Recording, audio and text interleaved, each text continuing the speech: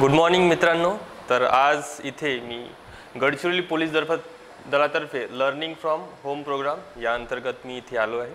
माझं नाव हेमंत गेडाम. मी गेल्या 3 वर्षापासून स्पर्धा परीक्षेला मार्गदर्शन करत आहे आणि माझा विषय अंकगणित आणि बुद्धिमत्ता आहे.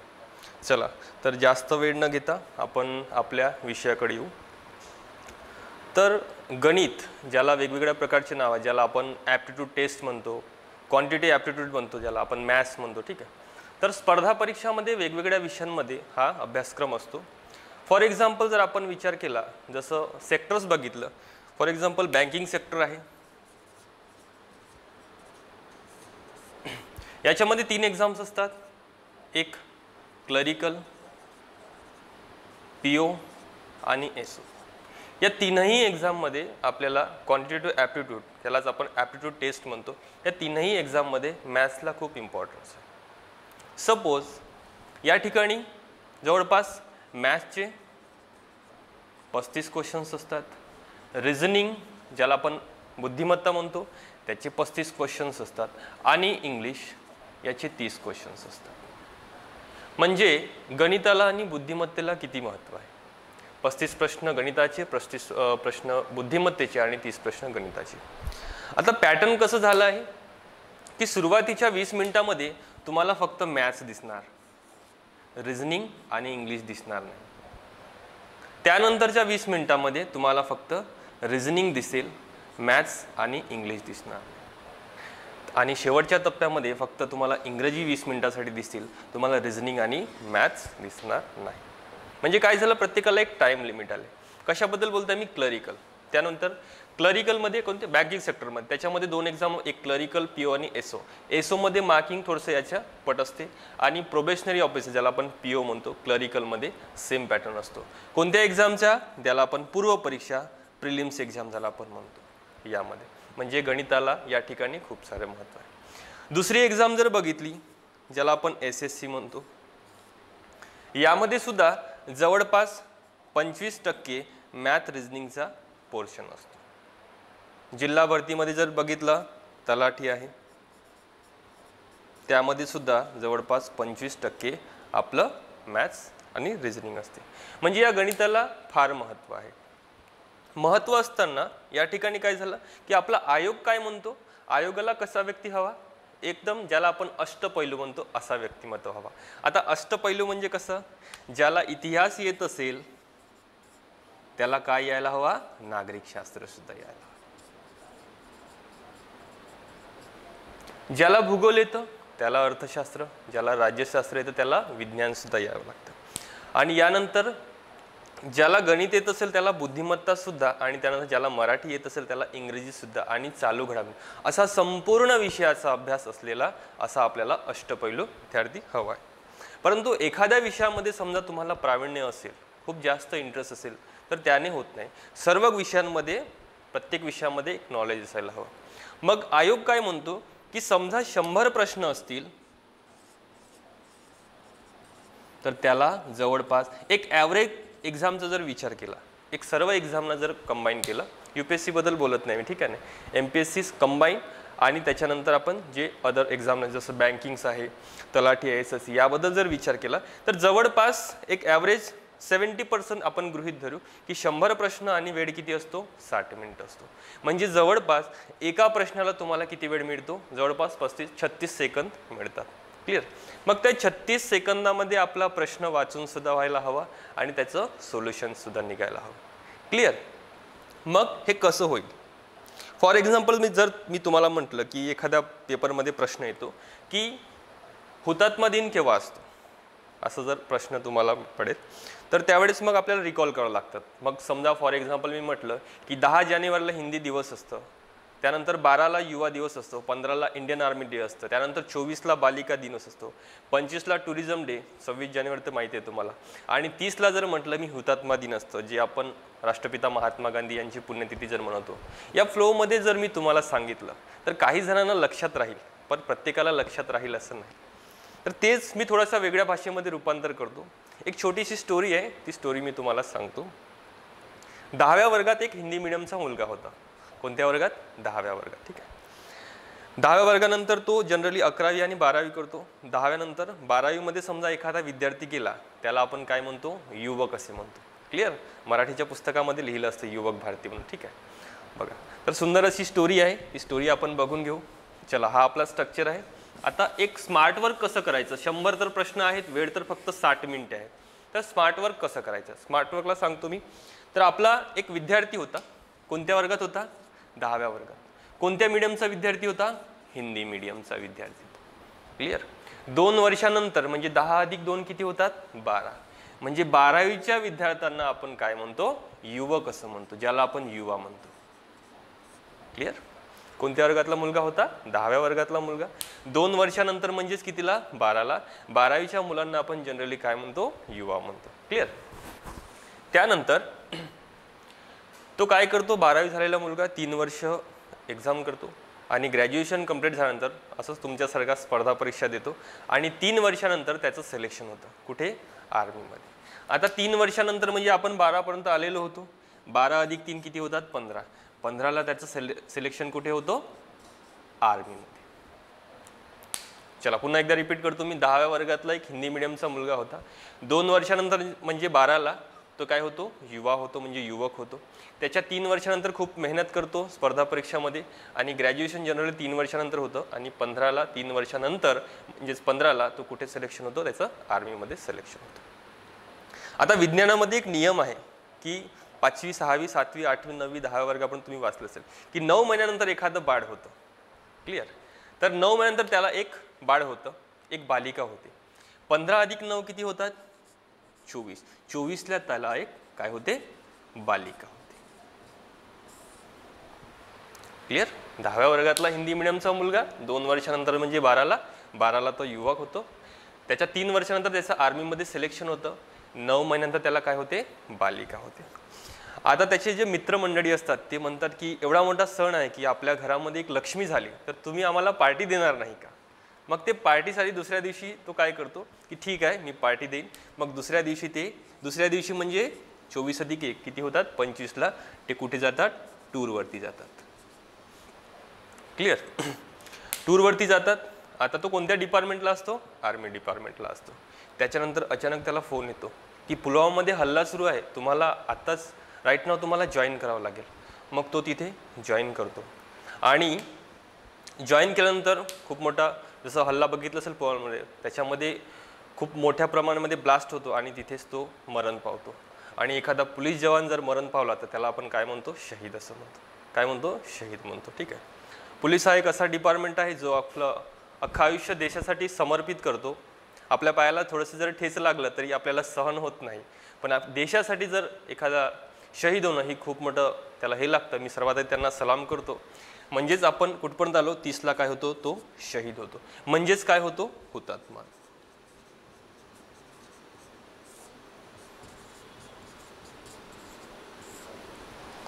अशी आपली स्टोरी आहे, छोटीशी स्टोरी. ठीक आहे? 10व्या वर्गातला पुन्हा एकदा रिपीट करतो मी. 10व्या वर्गातला कोणत्या मीडियमचा मुलगा, हिंदी मीडियमचा मुलगा. 2 वर्षानंतर म्हणजे 12ला तो काय होतो, युवा होतो. त्याच्या 3 वर्षानंतर म्हणजे कितीला, 15ला त्याचं सिलेक्शन कुठे होतं, आर्मीमध्ये. 9 महिन्यानंतर त्याला एक बालिका होते, म्हणजे 24ला काय होते, त्याला एक बालिका. दुसऱ्या दिवशी पार्टीसाठी ते कुठे जातात, टूरवरती जातात आणि तो शहीद होतो किती तारखेला, 30ला. अशी आपली एक छोटीशी स्टोरी आहे. मला वाटतं प्रत्येकाला पाठ झाली अशी स्टोरी. आता ही स्टोरी आहे आपली ॲक्च्युली जानेवारी महिन्याची ही स्टोरी आहे. 10 जानेवारीला असतं हिंदी दिवस. 12ला युवा दिन, त्याला युवा दिवस म्हणतो. 15ला इंडियन आर्मी डे. 24ला बालिका दिन. 25ला टुरिझम डे, त्याला प्रवासी दिन म्हणतो. ओके. त्यानंतर 30ला हुतात्मा दिन. क्लिअर? तर अशा प्रकारे ही आपली स्टोरी. एका छोट्याशा स्टोरीमध्ये आपल्याला एका पूर्ण महिन्यामध्ये जे जे इव्हेंट्स येतात ते सगळे आपल्याला काय झाले, पाठांतर झाले. आता यामध्ये 26 जानेवारी येतो, जो प्रत्येकाला माहीत असेल. त्यानंतर 3 जानेवारी येतो, सावित्रीबाई जयंती. तर या दोन्ही डेट्ससुद्धा माहीत असतात आपल्याला. ठीक आहे? आता 10वीच्या आधी 9व्या वर्गाला, 10वीची एक्झाम हे कोणती असते, बोर्डाची एक्झाम असते. 9व्या वर्गाला आपण काय म्हणतो, प्री बोर्ड म्हणतो. काय म्हणतो, प्री बोर्ड. ठीक आहे, प्री बोर्ड. आता दहाव्या वर्गाच्या आधी त्याला आपण काय म्हणतो, प्री बोर्ड म्हणतो. म्हणजे 9 ला काय PB म्हणजे प्री बोर्ड, त्यालाच आपण दुसरं नाव देऊ शकतो प्रवासी भारतीय दिन. काय म्हणू शकतो आपण, प्रवासी भारतीय दिन. ठीक आहे, 9 ला प्री बोर्ड, ज्याला आपण प्रवासी भारतीय दिन असे म्हणू शकतो. म्हणजे जानेवारीमध्ये येणारे 3 जानेवारी, 9 त्यानंतर 26 असे वेगवेगळे आहेत. तर त्यामध्ये तुम्ही काय करू शकता, एका स्टोरीमध्ये असं रिकॉल करू शकता. याला आपण म्हणतो स्मार्ट वर्क. काय म्हणतो आपण, स्मार्ट वर्क म्हणतो. तर या तऱ्हेने तुम्हाला स्मार्ट वर्क करायचे आहे. ठीक आहे, पुढल्या लेक्चर जर होईल तर त्यामध्ये पुन्हा दुसऱ्या महिन्याची स्टोरी सांगेल. अशा 12 स्टोरी आहेत. 12 स्टोऱ्यामध्ये जनरली एक्झाममध्ये येतं हा क्वेश्चन. ठीक आहे ना, हुतात्मा दिन केव्हा असतो, जनरली वेगवेगळ्या एक्झाम्समध्ये एखादा क्वेश्चन येत असतो. ठीक आहे, मग या स्टोरीच्या रिलेटेड दुसरा क्वेश्चन सुद्धा येतो जो करंट अफेअर्स सोबत तो रिलेट करतो. ठीक आहे, आता यामध्ये 2 दिवस आले, एक युवा दिन आणि हुतात्मा दिन. आता युवा दिन का बरं म्हणतो आपण, काय स्पेशल असतं त्यावेळेस, काय स्वामी विवेकानंद जयंती आपण कोणती म्हणतो, युवा दिन, युवक दिवस असं म्हणतो. आणि हुतात्मा दिन राष्ट्रपिता महात्मा गांधी यांची पुण्यतिथी आपण का बरं म्हणतो, हुतात्मा दिन म्हणून म्हणतो. तर अशा प्रकारचं स्मार्ट वर्क आपल्याला करायचं आहे. क्लिअर, मला वाटतं हे सगळं पाठांतर झालेलं असेल. चला आता एक आकड्यांचं थोडंसं खेळ बघू. स्पर्धा परीक्षामध्ये गणितामध्ये कॅल्क्युलेशनला खूप महत्त्व आहे. आता कॅल्क्युलेशन फास्ट कसं होईल, की कॅल्क्युलेशनला तुम्हाला टेबल्स, ज्याला आपण पाढे म्हणतो, हे पाठ जर असेल तर कॅल्क्युलेशन खूप फास्ट होतं. आता जनरली मला माहिती आहे स्पर्धा परीक्षेचे गेल्या 3 वर्षापासून मी आहे, तर मुलांना पाड्यामध्ये टेबल्समध्ये 13 65 पर्यंत कुणालाच प्रॉब्लेम नसतं. क्लिअर, बऱ्याच जणांचं असेल 13 65 पर्यंत सगळ्यांनाच येतं. 13 सेकंडपासून प्रॉब्लेम होतो, 13चा अर्धा आणि 14चा पूर्ण, पुन्हा 15चा लगेच पूर्ण टेबल आठवण येतो. ठीक आहे, तर आपण आकड्यांचा खेळ बघूया थोडासा, की सपोज पाढे पाठ करायचे असेल तर जनरली पाढे बनतात कसे बघा. जनरली मला वाटतं की 24चा पाढा काही जणांना येत असेल, काहींना येत नसेल. तर 24च्या पाढ्यांची थोडीशी गंमत आपण बघूया. ठीक आहे, आता 24 म्हणजे लहान मुलांना जर सांगितलं तर तो काय म्हणेल, 2वर 4 24. ठीक आहे, म्हणजे इथे 2 अंक येतात, एक 2 आणि दुसरा कोणतं 4 हा अंक येतो. म्हणजे मला असं म्हणायचं की ज्याला 2चा आणि 4चा टेबल येतो अशा व्यक्तींना 24चा पाढा येतो. कितीचा, ज्याला 2चा आणि 4चा पाढा येतो अशा व्यक्तींना 24चा सुद्धा पाढा येतो. आकड्यांची गंमत आपण बघूया. आता 2 जर सपोज 2 दुनी 4, 2 तिरी 6, 2 चौ 8, 2 पंचे 10, 2 सकम 12, 2 साती 14, 2 अंटी 16, 2 9 18 आणि 2 10 20. त्यानंतर 4 दुनी 8, 4 तिरी 12, 4 चौ 16, 4 पंचे 20, 4 सकम 24, 4 सत्ता 28, 4 अंटा 32, 4 9 36 आणि 4 10 40. Clear, okay. चला, तर इथे क्लिअरली आपल्याला दिसत आहे की 24 एक किती होतात, 24 होतात. ठीक आहे, चलो 24 एक 24, 24 जुने किती होतात, 48. आता 24 चिरे किती व्हायला हवे, 612 होतात का, नाही. आता जिथे 2 अंक येतात त्या ठिकाणी काय करायचं, एकक स्थानाला तसंच ठेवायचं आणि दशकाची बेरीज करायची, दशकाची बेरीज करायची. कोणाला तसंच ठेवायचं, एकक स्थानाला तसंच ठेवायचं. ठीक आहे, चला प्रत्येक ठिकाणी करून बघू आपण. 6 तसेच ठेवायचे आहेत, 0 त्यानंतर इथला 4, त्यानंतर इथे किती 8, इथे 2, इथे 6 आणि इथे किती 0. म्हणजे आपण काय केलं की एकक स्थानाला आपण काय केलं, तसंच ठेवलं. ठीक आहे, ओके. चलो आता दशकाचं ऑपरेशन करायचं आहे. मग या दशकाचं काय करायची, अशी फक्त बेरीज करायची. 6 अधिक 1 किती होतात, 7, 8 अधिक 1 9, 10 अधिक 2 12, 12 अधिक 2 14, 14 अधिक 2 16, 16 अधिक 3 किती होतात, 19, 18 अधिक 3 किती 20 आणि 20 अधिक 4 किती 24. तर अशा प्रकारचा आपला सिंपल पाढा तयार झालेला आहे. 24 एक 24, 24 दुने 48, 24 तिरी 72, 24 चौ 96. त्यानंतर आता काय केलं आपण, फक्त एकच केलं की एकक स्थानाला तसंच ठेवलं आणि दशकाची समोरच्या सोबत काय केलं आपण, बेरीज केली. क्लिअर, ठीक आहे. आता एकदा क्रॉस चेक करून बघू.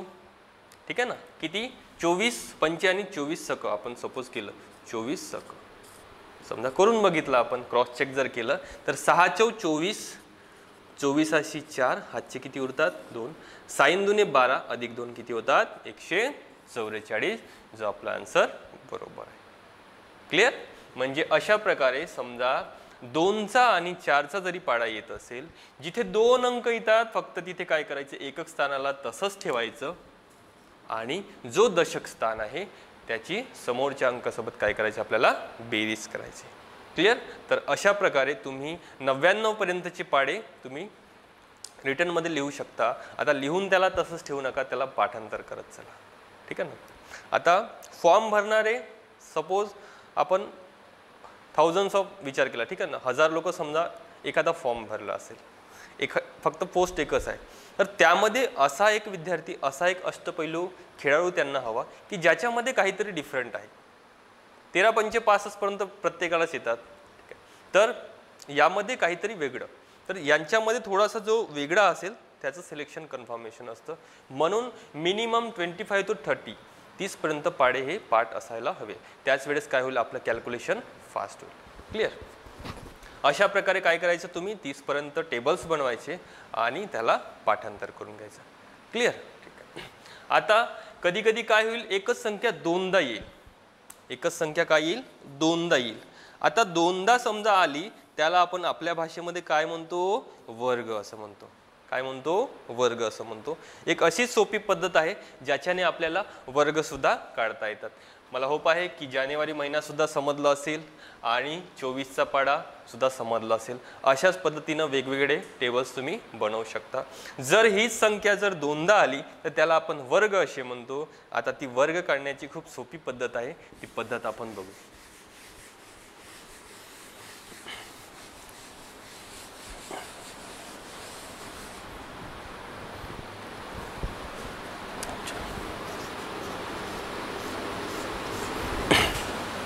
आता वर्ग म्हणजे काय, एखाद्या संख्येचा दोनदा गुणाकार, त्याला आपण काय म्हणतो, वर्ग म्हणतो. ठीक आहे.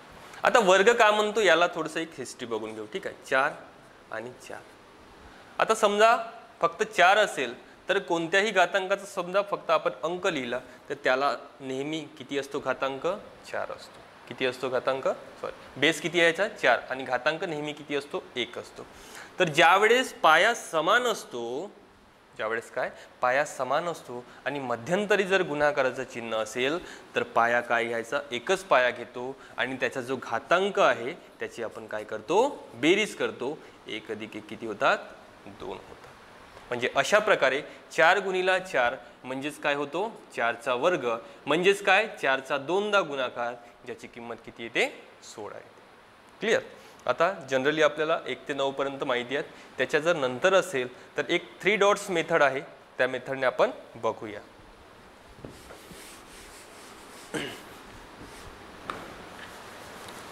सपोज 21चा जर वर्ग म्हटला तर आपल्याला 21चा कितीदा गुणाकार करावा लागेल, दोनदा. कितीदा, दोनदा गुणाकार. आता 3 डॉट्स मेथड म्हणजे काय, 1 2 आणि फक्त 3 लाईन द्यायच्या. ठीक आहे. आता 3 लाईन्समध्ये काय करायचं की डाव्या बाजूचा वर्ग डाव्या बाजूला, उजव्या बाजूचा वर्ग उजव्या बाजूला. कोणाचा वर्ग, डाव्या बाजूचा वर्ग डाव्या. आता 1 ते 9 पर्यंत वर्ग जनरली प्रत्येकाला माहीत असेल. आता 1चा वर्ग म्हणजे 1 गुणिला 1, 1ला कितीदा गुणाकार केला तरी त्याचं उत्तर किती येतं, 1च येतं. ठीक आहे.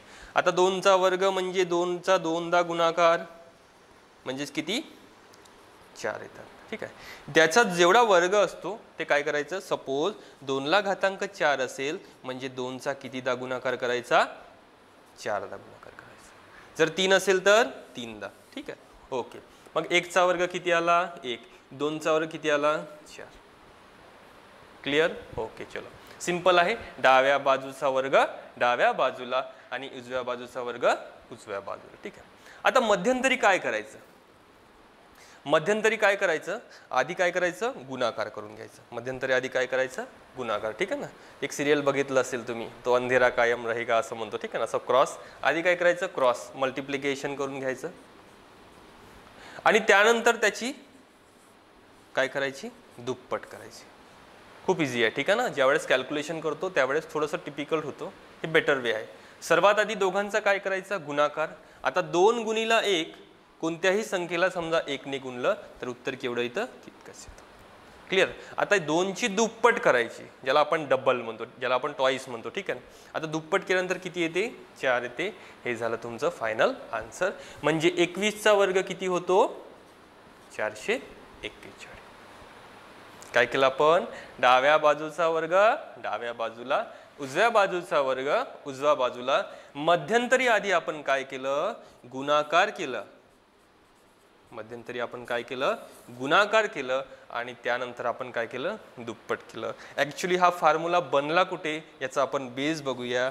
लहानपणापासून तुम्ही बघितले असेल a अधिक b चा वर्ग, ज्याला आपण काय लिहितो? a चा वर्ग अधिक 2ab अधिक b चा वर्ग. क्लिअर? इथे आपण a चा वर्ग केलो, इथे आपण b चा वर्ग केलो. इथे आधी काय केलं? दोघांचा गुणाकार केल्यानंतर आपण काय केलो? 2 ने गुणणे म्हणजे त्याची काय करणे? दुप्पट करणे, ज्याला आपण ट्वाइस किंवा डबल असं म्हणतो. क्लिअर? Simple formula. 3 लाईन्स द्यायचे. डाव्या बाजूचा वर्ग डाव्या बाजूला, उजव्या बाजूचा वर्ग उजव्या बाजूला. मध्यंतरी आधी काय करायचं? गुणाकार आणि त्यानंतर काय करायचं? त्याची दुप्पट करायची. क्लिअर? ठीक आहे. आता प्रत्येक वेळेस इथे एकच अंक येतील असं नाही. क्लिअर? प्रत्येक वेळेस एकच अंक येतील असं नाही. कुठे कुठे दुसरा नंबर येऊ शकतो. आता त्यामध्ये बघूया.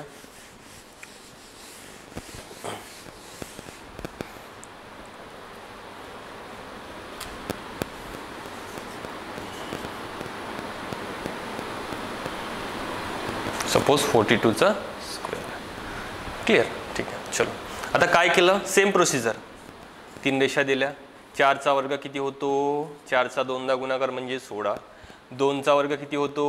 2 चा 2दा गुणाकार म्हणजे 4. ठीक आहे. मध्यंतरी आधी काय करायचे? यांचा गुणाकार केला. किती होतात? 4 दुने 8. आता याची काय करायची? दुप्पट म्हणजेच किती होतात? 16 होतात. क्लिअर? आता म्हणजे हा आपला फायनल आन्सर झाला का? नाही. ज्या वेळेस आपण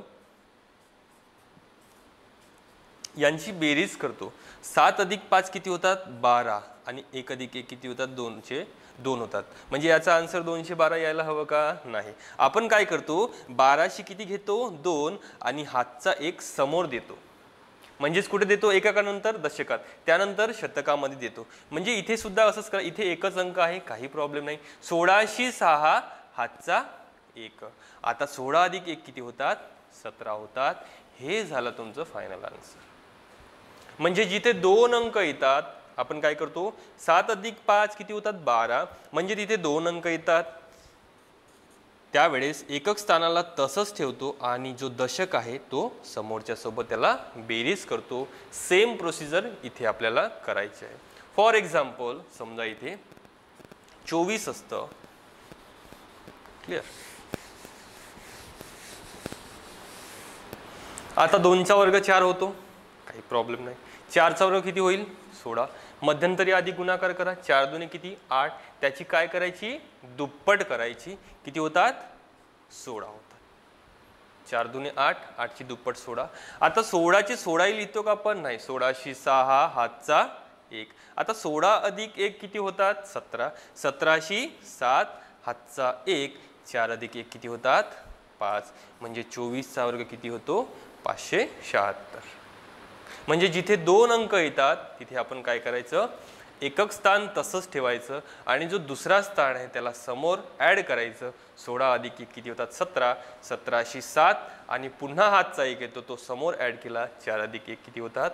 5 होतात. असं कोणत्याही संख्येसोबत जेव्हा 2दा आपण गुणाकार करतो त्यावेळेस आपण त्याला काय म्हणतो?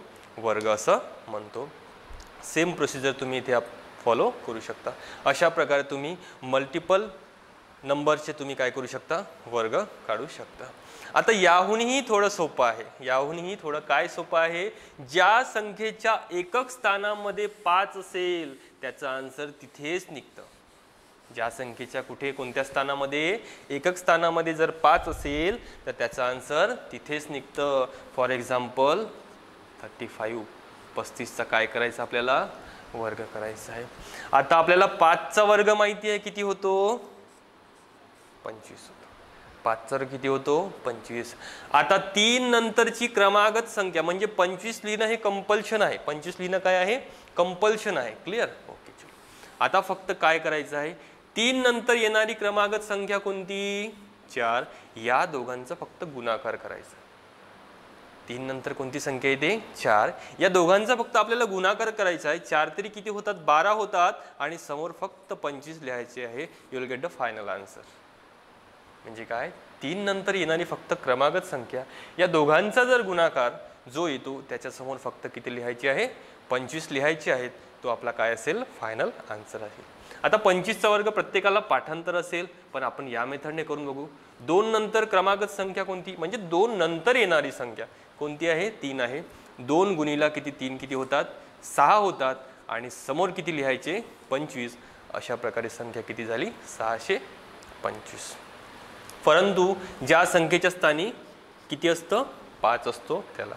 अदरवाईज आपल्याला ती प्रोसिजर सेम फॉलो करावे लागेल. क्लिअर. म्हणजे जिथे 5 असेल आपण डायरेक्टली आन्सर काढू शकतो. फॉर एक्झाम्पल 45 आहे. आता 4 नंतर किती येतात क्रमागत संख्या 5 दोघांचा गुणाकार करा. 4 पंचे किती झाले 20 समोर किती लिहायचे 25. ओके.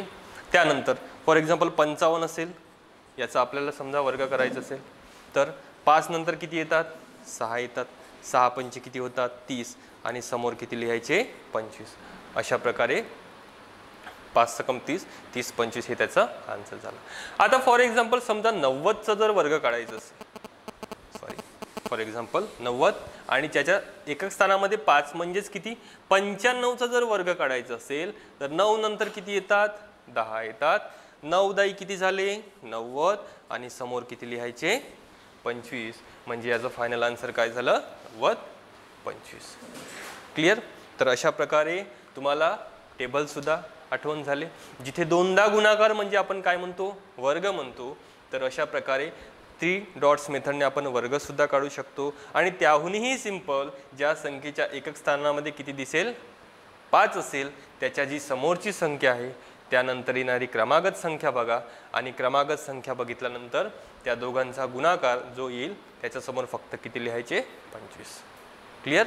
तर चला अशा प्रकारे आपण वर्ग बघितला. त्यानंतर फार कठीण शब्द ज्याला तुम्ही ऐकता ज्याला चक्रवाढ व्याज आणि सरळ व्याज ज्याला ठीक आहे ना स्पर्धा परीक्षामध्ये हा प्रश्न असतो. सरळ व्याज आणि चक्रवाढ व्याज खूप सोपा कॉन्सेप्ट आहे सरळ व्याज आणि चक्रवाढ व्याजामधला. आता त्यामध्ये काय की ज्याला टक्केवारी येतं. आता टक्केवारी म्हणजे काय बघू आपण. ठीक आहे.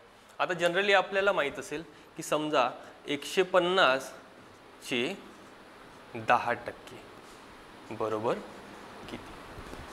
क्लिअर. 150 चे म्हणजे आपण काय करतो गुणाकार लिहितो आणि 10% म्हणजे 10 छेदामध्ये किती 100. क्लिअर. फॉर एक्झाम्पल 1% जर म्हटलं तर 1 छेदामध्ये किती होतात 100. 2% जर म्हटले तर 2 छेदामध्ये किती 100. ठीक आहे. जुन्या काळामध्ये आमचे जे लेक्चर होते ते सांगायचे की याला थोडंसं हा पर्सेंटेज कसा दिसतो असा दिसतो. ठीक आहे. याला थोडंसं मारलं तर तो जनरली कसा दिसतो असा दिसतो 100सारखा. ठीक आहे. तर त्यानुसारच आठवण ठेवायचं. म्हणजे छेदामध्ये किती आपण लिहितो 100. ठीक आहे. म्हणजे इथं होतं काय आपण बघून घेऊ. हा एक 0 कटतो हा एक 0 कटतो हा एक 0 आणि हा एक 0. याचा आन्सर किती येतं 15. आता 1200चं जर बघितलं 1200चे 10%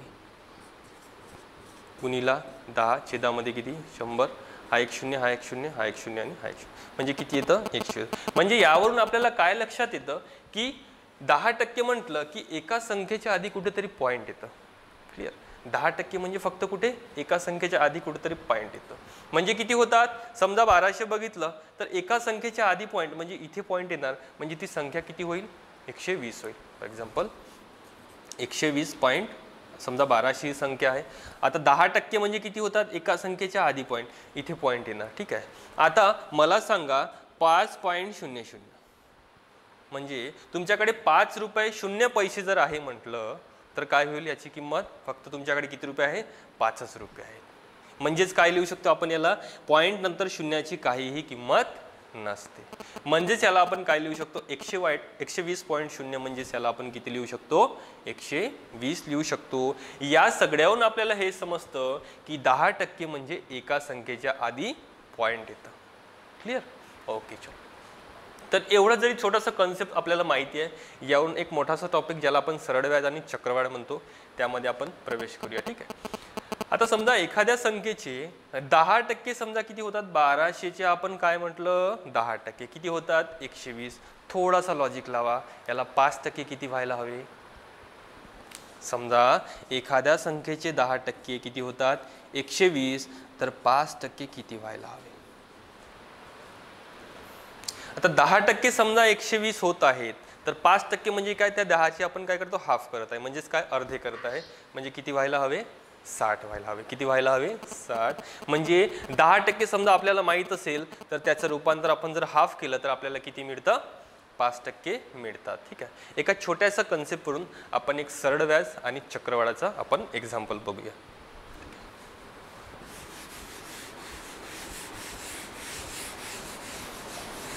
आय होप स्टोरी आठवण असेल जानेवारी महिन्याची. त्यानंतर आपण पाडे बघितले, पाडेसुद्धा आठवण असेल. त्यानंतर आपण वर्ग बघितला, वर्गामध्ये सुद्धा 3 डॉट्स मेथड बघितली. त्यामध्ये सुद्धा एकक स्थानी जर 5 असेल तर ते सुद्धा बघितलं. एक पर्सेंटेजला छोटा बघितलं. यावरून कन्क्लुजन काय निघालं की 10% म्हणजे एका संख्येच्या आधी पॉईंट. त्यामध्ये एक छोटासा प्रश्न बघू, एक इंट्रोडक्शन टाईपमध्ये. समजा सरळ व्याज आणि चक्रवाढाचा प्रश्न आहे. दशादशे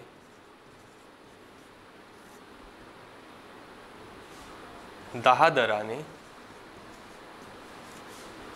10,000 रुपयांचे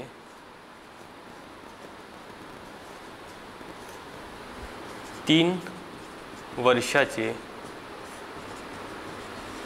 सरळ व्याज किती, किंवा फक्त याला एकच शब्द राहील व्याज किती.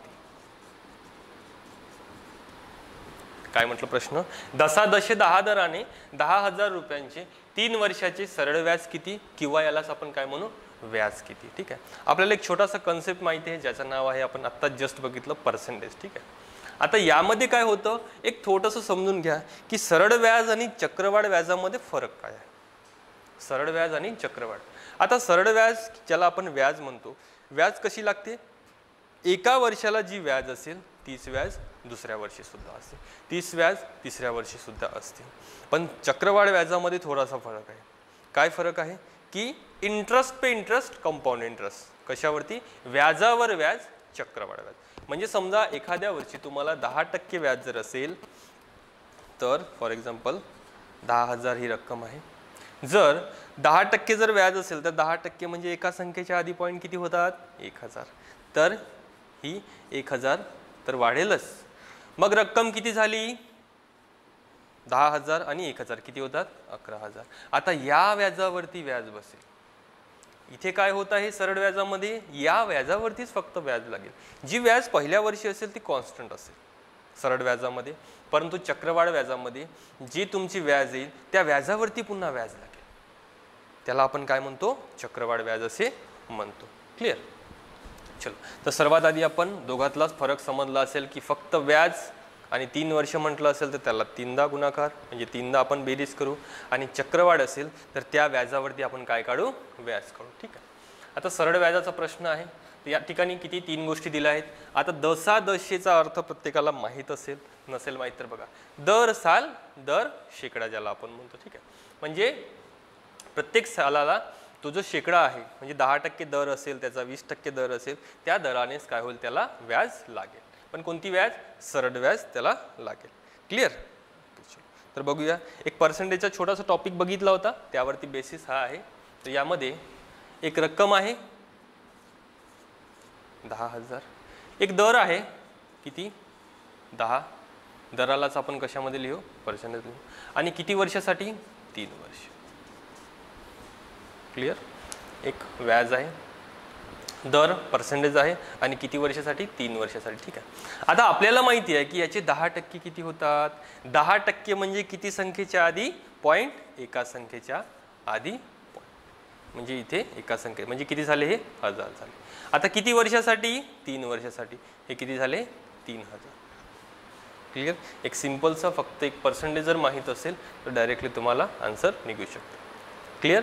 तर अशा प्रकारे तुम्ही काय करू शकता, मग त्यामध्ये फॉर्म्युला आहे सरळ व्याज बरोबर मुद्दल गुणिला दर गुणिला, ठीक आहे. तर या सगळ्या फॉर्म्युल्यापेक्षा बेटर वे काय शॉर्ट मेथडने आपण हे काढू शकतो, आपला वेळसुद्धा वाचेल. समजा दर म्हणजे नेहमी पर्सेंटेजमध्ये असतो, तुम्हाला मुदत दिली आहे किती वर्ष, 3 वर्ष, आणि तुम्हाला रक्कम ज्याला आपण मुद्दल म्हणतो हे किती दिली आहे, 10,000.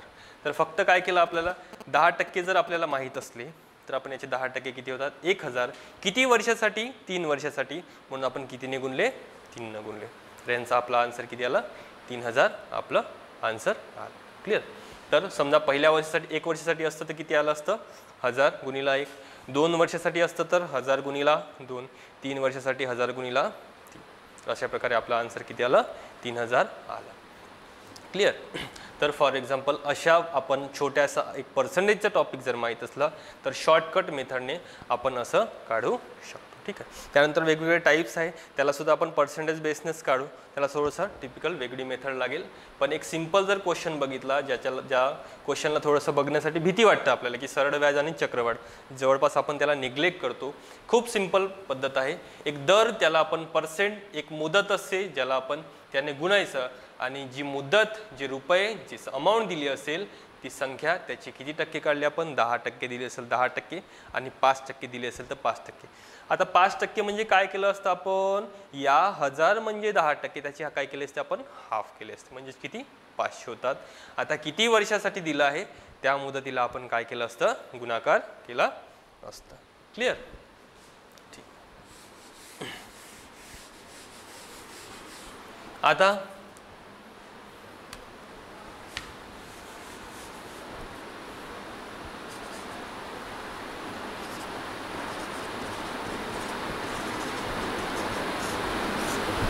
ठीक आहे.